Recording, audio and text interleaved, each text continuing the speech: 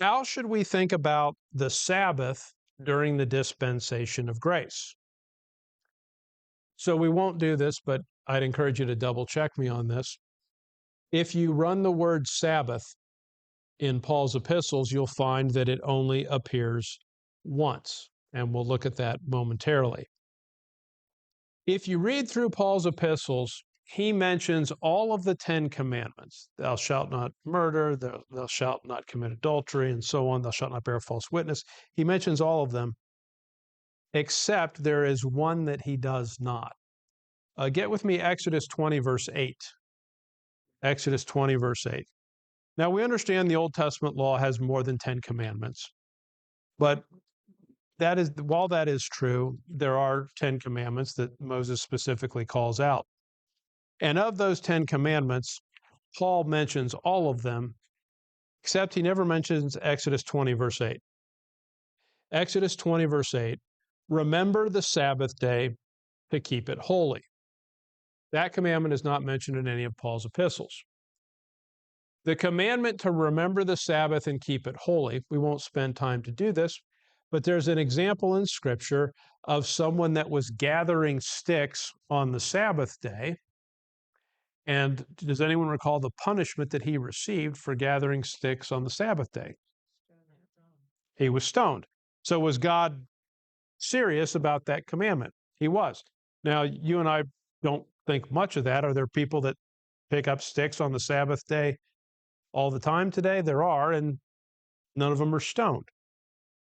Well, get with me Colossians 2:16. Colossians chapter 2 and verse 16. Let no man therefore judge you in meat or in drink or in respect of an holy day or of the new moon, notice, or of the Sabbath days, which are a shadow of things to come, but the body is of Christ. So what Colossians 2:16 indicates is that the believer has liberty. You have liberty as to how you choose to celebrate a holy day or the new moon or Sabbath days or meat or drink. In other words, is there one prescribed diet that you're supposed to eat during the dispensation of grace? And the answer to that is no. When it says, let no man judge you, it's saying that you have liberty.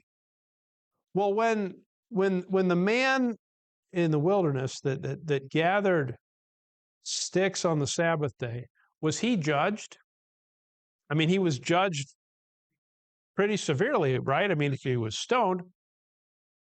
So the reason why you never see Paul quote Exodus 20:18, remember the Sabbath day to keep it holy, is that command does not operate during the dispensation of grace.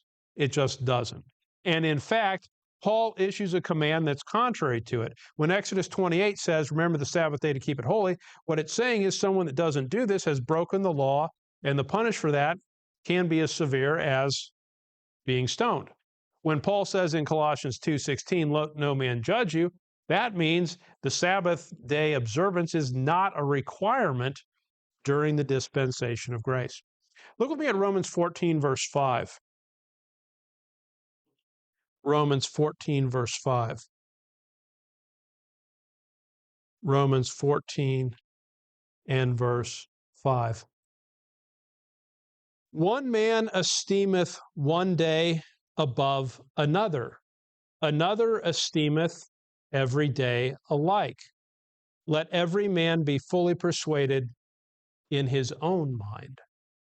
Do you have the liberty to decide which days you observe and which days you don't?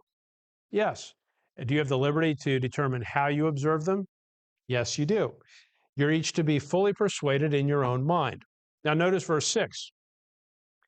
He that regardeth the day, regardeth it unto the Lord. And he that regardeth not the day, to the Lord he doth not regard it. He that eateth, eateth to the Lord, for he giveth God thanks. And he that eateth not, to the Lord he eateth not, and giveth God thanks. The idea of what Colossians 2 and Romans 14 are both teaching is that you have liberty under grace about the topics that are mentioned there. Do you have liberty as to meat and drink? You do. You have liberty as to the new moon and Sabbath days and holy days and so on. You have liberty to be fully persuaded in your own mind as to what you're going to do or not do on those days. So I'm going to give you one further thing here, and you can just decide what you think about this. So how should we think about the Sabbath during the dispensation of grace? You have liberty to think about it any way you want, meaning what you could do is if you wanted to say, well, a Sabbath day's journey, I've calculated what that is. And so on the Sabbath day, I'm not going to walk more than that. I'm not going to drive more than that. And if you want to not light a fire, you could choose not to cook. You could do all those things if you so choose. I would, though, remind you of this. What is the book of Galatians about? What's the theme of the book of Galatians? Look with me at Galatians 3, verse 1. Galatians chapter 3,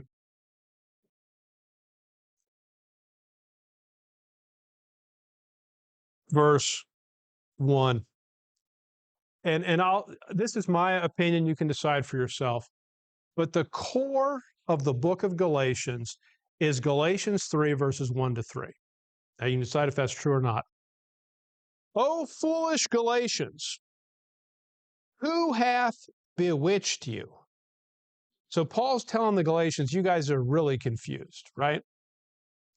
Who hath bewitched you that ye should not obey the truth, before whose eyes Jesus Christ hath been evidently set forth, crucified among you? What he's essentially saying is when he said that Jesus Christ was evidently set forth, who was it that evidently set Jesus Christ forth? It was him. In other words, when Paul was preaching to them, he clearly set forth Jesus Christ and an understanding of the cross. Now notice verse 2. This only would I learn of you.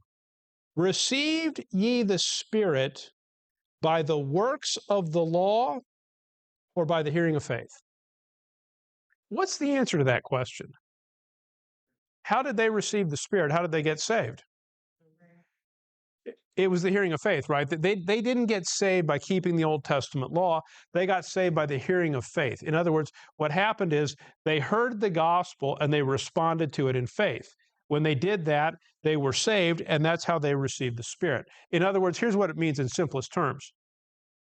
How do you get saved today? Do you get saved today because you make a resolution, you make a New Year's resolution, and you say, you know, last year I did a lot of sinning and no more.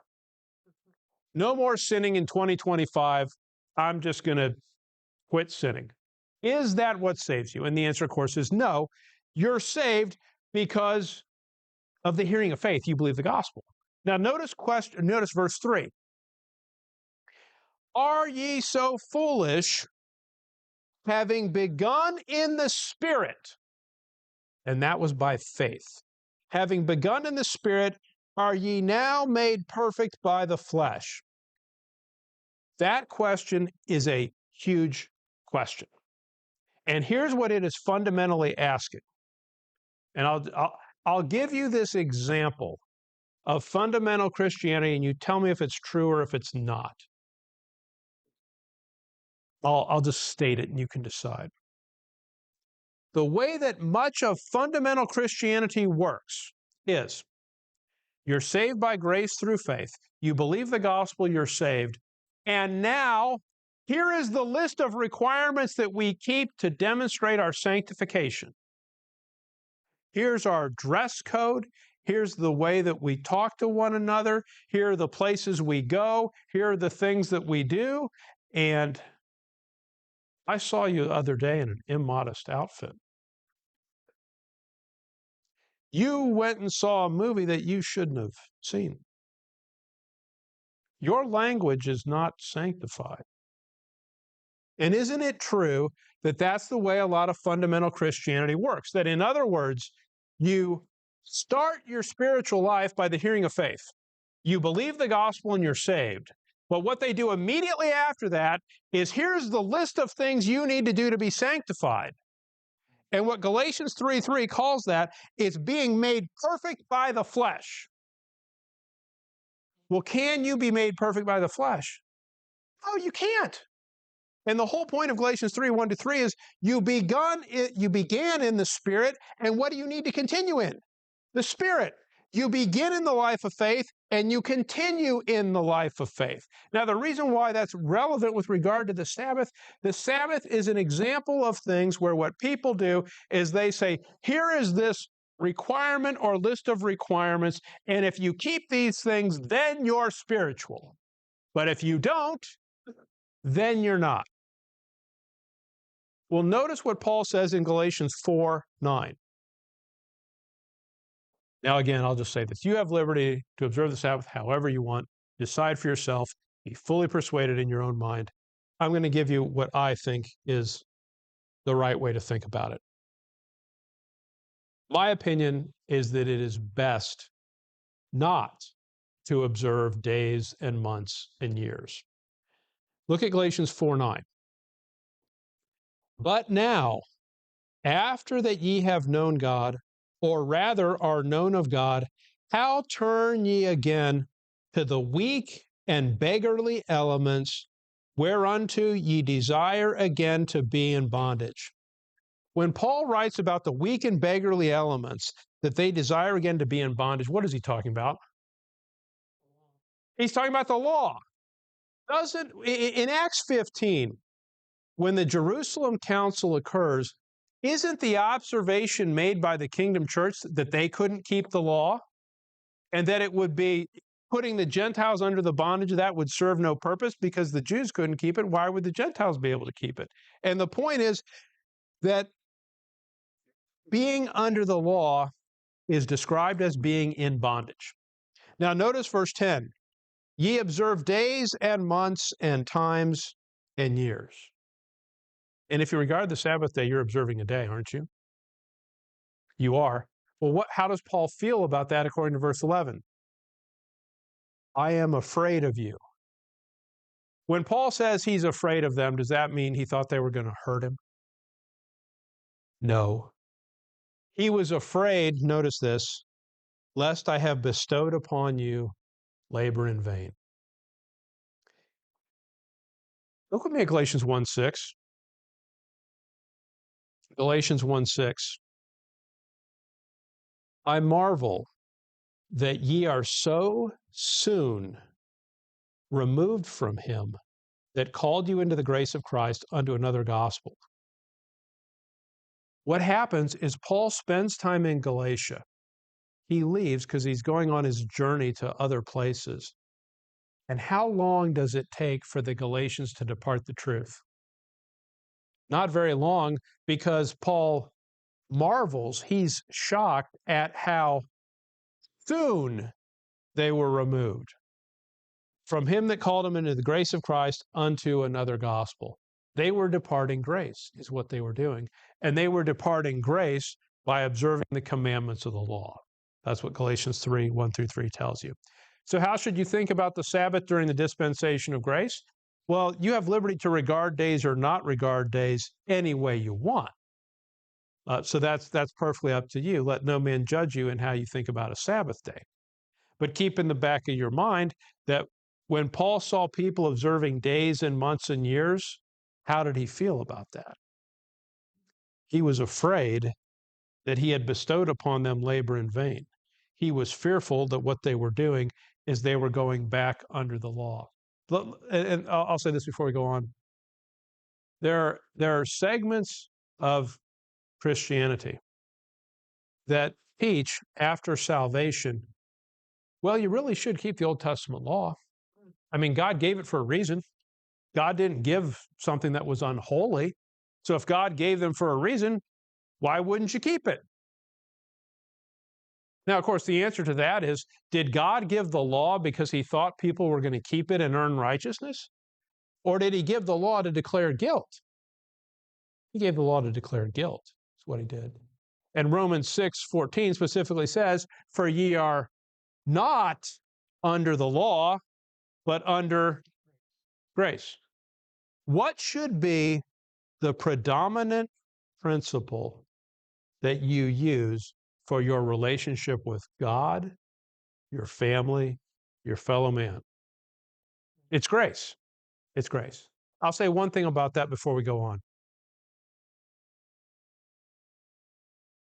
If you maintain your relationships with people based upon a performance system, your relationships will always be fragile and they'll always be in jeopardy.